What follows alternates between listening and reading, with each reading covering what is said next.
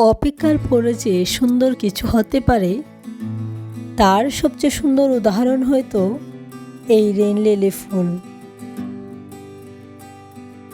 Rain lily গাছ দীর্ঘ সময় ধরে বৃষ্টির জন্য অপেক্ষা করে।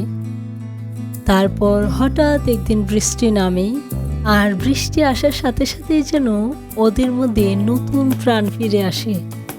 একসাথে ফুটে উঠে অসংখ্য ছোট ছোট ফুল। মানুষের জীবনেও ঠিক এমনটাই হয়।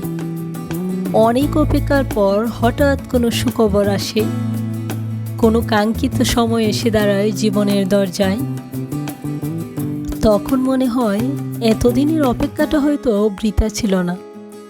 তাই হয়তো আমরা অপেক্ষা করি, কখনো সময়ের জন্য, কখনো মানুষের জন্য, আবার কখনো কোনো স্বপ্ন সত্যি হওয়ার জন্য। Maybe beautiful things just take time.